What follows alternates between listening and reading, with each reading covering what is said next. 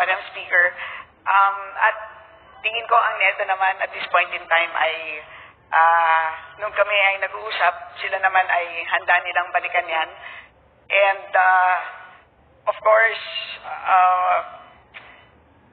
syempre sa ngayon ay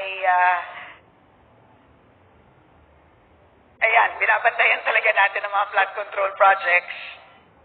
Base din sa mga ibang hearings, katulad ng COA, ang isang major problem is yung mabagal na pag-implement.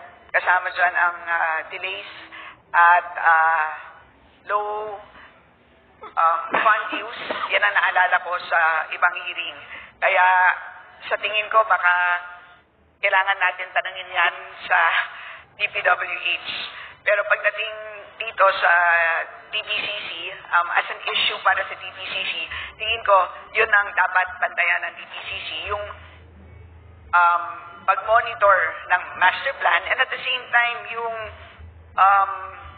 yung pagkakaroon ng master plan para sa buong bansa. Kasi sa pagkakaalam ko, meron lang na-adopt para sa Metro Manila. Pero pagdating para sa buong bansa, meron lang kasing river management plans para sa buong bansa. So meron tayong 18 river management plans and for each of those, merong flood control chapter, kumbaga. Pero pag sinasabi mong isang buong master plan for flood control para sa isang bansa, sa ngayon wala pang ganon. So yan ang pwedeng tignan ng DPCC. May I remind the Honorable Brosas that you have 3 more minutes. Yes, thank you, Madam Speaker.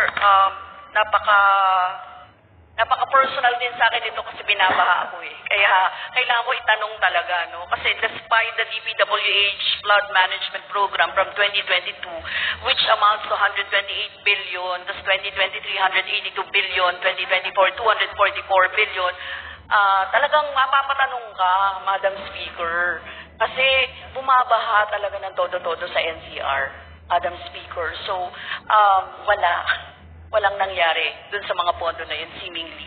Anyway, Madam Speaker, bago po ako, 3 minutes na lang, Madam Speaker, pwede bang mag-extend siya? Appeal naman, Madam Speaker. Akala ko sabi 3 minutes.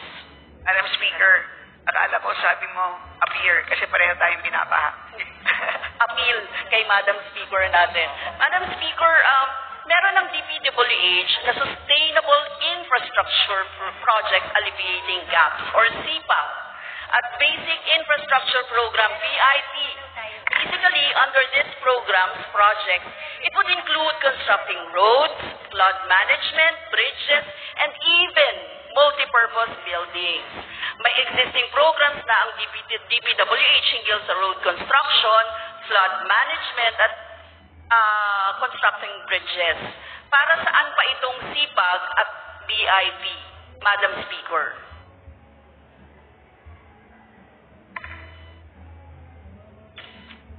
Ang SIPAG, okay, meron tayong SIPAG flood mitigation structures, protecting public infrastructure facilities. This is for 2024, Madam Speaker, 40.52 billion. And for basic infrastructure program, which would include multipurpose buildings and facilities to support social services, ito naman po ay 57.69 billion.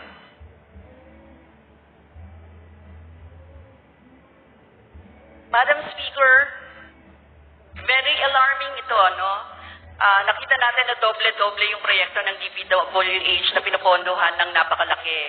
What's the point of having multiple programs with the same objectives? Para siyang pare-pareho, Madam Speaker.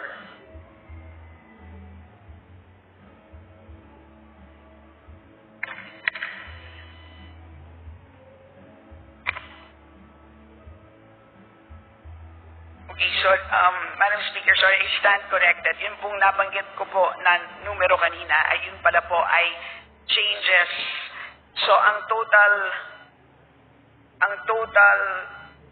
proposed under CPAG for 2025 is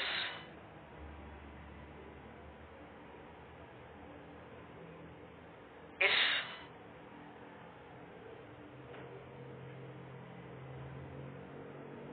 897.6 million.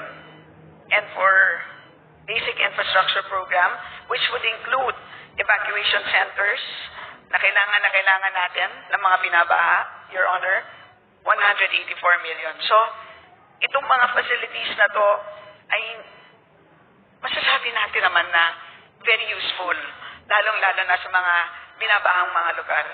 Madam Speaker, Your Honor. Madam Speaker, siguro yung mga multiple programs, no?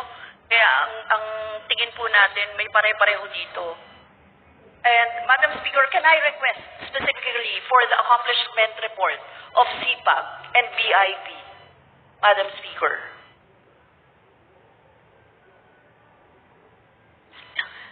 Yes, Madam Speaker, we will submit.